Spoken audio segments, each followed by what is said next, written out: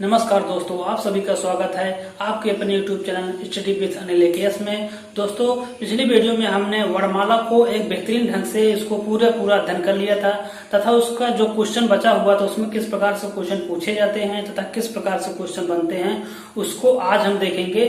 चलो वीडियो को शुरू करते हैं। दोस्तों, देखते हैं कि हम पहला क्वेश्चन यहाँ पर है कि निम्नलिखित में से कौन सा स्वर कंठ तालव्य है।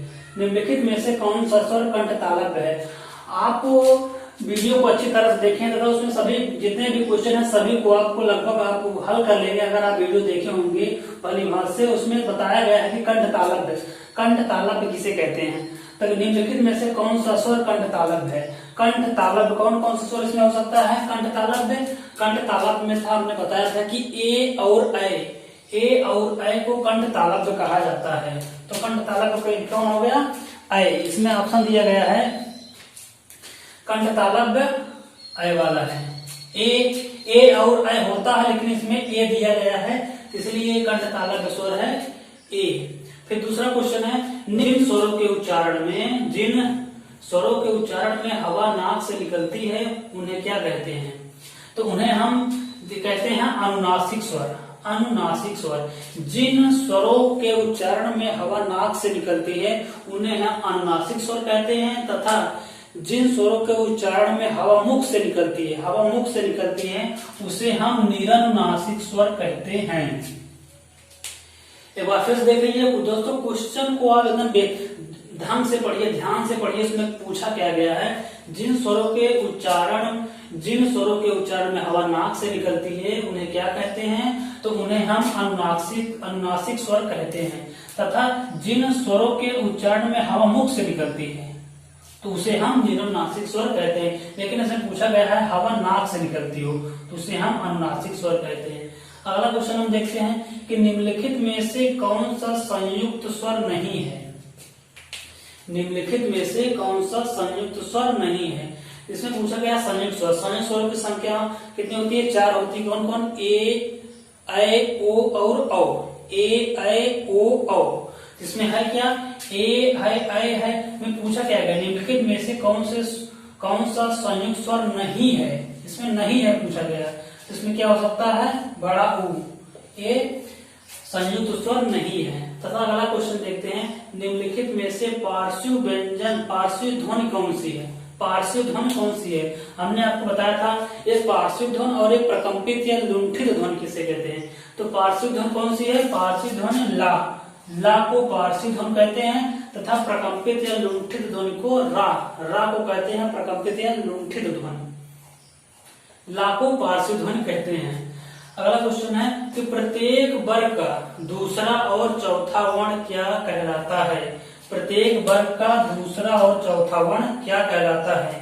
तो हमने पढ़ा है अल्पप्राण महाप्राण जितने भी हैं सभी हमने पढ़ चुका है। तो प्रत्येक वर्ग का दूसरा और चौथा वर्ण क्या कहलाता है, दूसरा और चौथा। तो अल्पप्राण में हमने देखा है कि 1, 3 और 5। अल्पप्राण में हमने क्या पढ़ा है, 1, 3 और 5 होता है। 1, 3, 5 प्लस या रा लावा प्लस सारे स्वर अल्पप्राण में आ गया। तथा महाप्राण में हमने देखा है कि जब 1, 3, 5 इसमें चला आया तो बचा क्या, 2 और 4 इसमें बचा। तो पूछा क्या गया है, दूसरा और चौथा पूछा गया है। तो क्या हो जाएगा, महाप्राण हो जाएगा। फिर छठा क्वेश्चन है कि उच्चारण की दृष्टि से, ये देखिए पूछ गया इसमें ना, उच्चारण की दृष्टि से संबल ध्वनि कौन सा वर्गीकरण है। संबल ध्वनि का कौन सा वर्गीकरण है उच्चारण की दृष्टि से। हमने पढ़ा था कि संपृक्त ध्वनि को ही संबल ध्वनि कहा जाता है। संपृक्त ध्वनि को संबल ध्वनि कहा जाता है। ये बहुत ही बेहतरीन क्वेश्चन है, बार बार एग्जाम में पूछा जाता है कि संबल ध्वनि किसे कहा जाता है या उच्चारण की दृष्टि से संबल ध्वनि का कौन सा वर्गीकरण है। संपृक्त ध्वनि को संबल ध्वनि कहा जाता है। अब हम आगे देखते हैं कि वर्णमाला में स्पर्श व्यंजन की संख्या कितनी है। वर्णमाला में स्पर्श व्यंजन की संख्या कितनी है। तो हमने क्या देखा था कि स्पर्श व्यंजन को ही वर्गीय व्यंजन कहा जाता है, जिसे 5 वर्गों में बांटा गया है और इन 5 वर्गों में प्रत्येक वर्ग में 5-5 वर्ण या अक्षर हैं। तो कुल कितने हो गए, 25 हैं। 25 वर्णमाला में स्वर व्यंजनों की संख्या कितनी है, 25 है। अगला क्वेश्चन है स्वर ए ऐ स्वर ए ऐ का उच्चारण स्थान कौन सा है? तो आप बताइए जल्दी से, क्या हो सकता है इसमें? स्वर ए ऐ का उच्चारण स्थान कौन सा है? क्या बता सकते हैं कौन सा है स्वर ए ऐ का उच्चारण स्थान? स्वर ए ऐ का उच्चारण स्थान है कंठ तालव्य। कंठ तालव्य। कंठोष्ठ में कौन सा है? कंठोष्ठ में ओ और औ है। दंतोष्ठ में कौन सा है? वा है। ओष्ठ में जितने भी पा फा बा भा वाले हैं वो सब ओष्ठ में आते हैं, तथा कंठ तालव्य में ए और ऐ है। दोस्तों ये सभी क्वेश्चन जिसको हमने लिया है, सभी यूपी ट्रिपल एससी में पूछे गए क्वेश्चन है। यूपी ट्रिपल एससी में सभी पूछे गए क्वेश्चन है, तथा आगे वाले परीक्षाओं में, आने वाली जो आगे परीक्षाएं आएंगी, वीडियो होगा या पेट होगा, सभी में यहाँ से क्वेश्चन जरूर से जरूर उसमें क्वेश्चन आएगा। उस एग्जाम में जरूर से यहाँ से क्वेश्चन बनेगा। तो अगला क्वेश्चन हम देख लेते हैं कि निम्न में घोष वर्ण कौन सा है? घोष, सघोष, अघोष हमने सभी देखा था। निम्न में घोष वर्ण कौन सा है? तो पहले बताइए घोष वर्ण को क्या कहते हैं? घोष वर्ण को हम सघोष वर्ण भी कहते हैं। घोष वर्ण को सघोष वर्ण भी कहा जाता है। तो घोष वर्ण, इसका सूत्र क्या था? हमने अघोष देखा था। अघोष में हमने देखा था अघोष में देखा था 1 और 2 प्लस तीनों सा। 1, 2 और तीनों सा अघोष में था। तो यह घोष या सघोष में हमने देखा था। जब 1, 2 इसमें चला गया तो 3, 4 और 5 प्लस हा प्लस 11 लावा प्लस सारे स्वर इसमें किसमें आते हैं? घोष में। 3, 4 और 5। तो घोष वर्ण 3, 4 और 5 हैं। तो हम देखते हैं का तो पहला वर्ण है, चा भी पहला वर्ण है और टा भी। का अपने वर्ग का पहला वर्ण, चा भी अपने वर्ग का पहला वर्ण तथा टा भी अपने वर्ग का पहला वर्ण है। बचा कौन? जा को हम घोष वर्ण कहते हैं।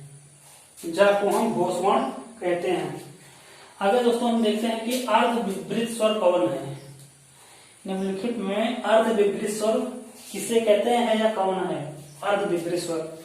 दोस्तों हम इसको देख चुके थे कि संवरित स्वर, विपरीत स्वर, अर्ध संवरित स्वर और अर्ध विपरीत स्वर। हमने देखा था कि संवरित स्वर में, एक बार इसको हम फिर देख लेते हैं, पूछा जाता है बार बार एग्जाम में। संवरित स्वर हमने देखा था। संवरित स्वर जिसको उच्चारण करने में मुख लगभग बंद रहता है उसे हम संवरित स्वर कहते हैं। जैसे हो गए ई और उ और री। ई उ और री, ये 5 वर्ण आते हैं संवरित स्वर में। फिर विपरीत हमने देखा था। विपरीत स्वर में जिसमें मुख पूरा खुलता है, तो विपरीत स्वर में कौन आता है? बड़ा आ को विपरीत स्वर रखा गया है। फिर हमने देखा था कि अर्ध संवरित स्वर में कौन कौन है? छोटा आ प्लस ए प्लस ओ। छोटा आ, ए और ओ को अर्ध संवरित स्वर तथा अर्ध विपरीत स्वर किसे कहते हैं? अर्ध विपरीत स्वर। अर्ध विपरीत स्वर ऐ और औ को हम अर्ध विपरीत स्वर कहते हैं।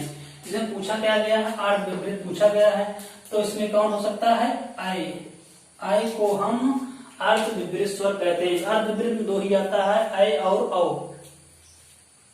फिर आगे हम देखते हैं कि जब एक ध्वनि का द्वुत्व हो जाए, तब वह क्या कहलाता है? हमने पढ़ा था कि युग्मक ध्वनियां देखी थी, संप्रेत ध्वनियां, संबल ध्वनियां, जितने भी इसमें हमने देखा था कि जब एक ध्वनि का द्वुत्व हो जाए, द्वुत्व मतलब कि दोहराना, एक ही वर्ण का 2 बार आना। जैसे दिल्ली में हमने देखा था आधा ला फिर पूरा ला। अछूण में हमने देखा था, उसके बाद हमने प्रसन्नता में देखा था ना फिर आधा ना पूरा ना। तो इसमें पूछा था जब एक ही ध्वनि का द्वुत्व हो जाए तब वह क्या कहलाता है? तब वह युग्मक ध्वनि कहलाती है। संयुक्त ध्वनि होगी नहीं, युग्मक ध्वनि, फिर संपर्क ध्वनि, फिर पारस्परिक ध्वनि। इसमें होगा क्या? युग्मक ध्वनि। स्पर्श व्यंजन कंठ। अब इसमें देखिए ये बहुत ही मतलब कि टेक्निकल क्वेश्चन से कह सकते हैं कि स्पर्श व्यंजन, कंठ ध्वनि, अघोष और महाप्राण ध्वनि किसे कहते हैं? कौन है इनमें से? अब इसको आपको अस्पर ध्वनि पता होनी चाहिए। कंठ ध्वनि कौन कौन होती, अघोष और महाप्राण कौन सा। अगर ये चारों आपको पता है तभी इस क्वेश्चन को आप हल कर सकते हैं। अब हम देखते हैं अस्पर्श ध्वनि किसे कहते हैं। अस्पर्श ध्वनि की संख्या हमने देखा 25 होती है। अस्पर्श ध्वनि को हम वर्गीय व्यंजन या वर्गीय ध्वनि कहते हैं। 5 वर्गों में बांटा गया है, का वर्ग, चा वर्ग, का वर्ग, चा वर्ग, टा वर्ग, पा वर्ग, का, चा, टा, ता और पा वर्ग। ये 5 वर्गों में बांटा गया है अस्पर्श ध्वनि को। इसमें हम देख रहे हैं कि का, चा ये सभी का वर्ग के हैं, का, खा, गा, घा, अंगा ये सभी का वर्ग के हैं और सभी अस्पर्श ध्वनि हैं। इसमें से सभी स्पर्श ध्वनि हो गई। अब हम आगे देखते हैं कंठ ध्वनि। कंठ ध्वनि किसे कहते हैं, का वर्ग को कंठ ध्वनि कहते हैं। का को का वर्ग में सभी आते हैं तो कंठ ध्वनि सभी हैं। अब हम देखते हैं अघोष। अघोष किसे कहते हैं, अघोष, अघोष 1 और 2, इसका सूत्र था 1, 2 और तीनों सा। 1, 2 और तीनों सा को हम अघोष ध्वनि कहते हैं। 1, 2 मतलब कि प्रत्येक वर्ग का पहला और दूसरा अक्षर। तो पहला और दूसरा अक्षर कौन हो गया, का हो गया, यहाँ का हम देख लें। उसके बाद खा, तो हमारा 2 ऑप्शन गलत हो गया, बी वाला और डी वाला गलत हो गया। बचा 2 ऑप्शन, का और खा, पहला और तीसरा।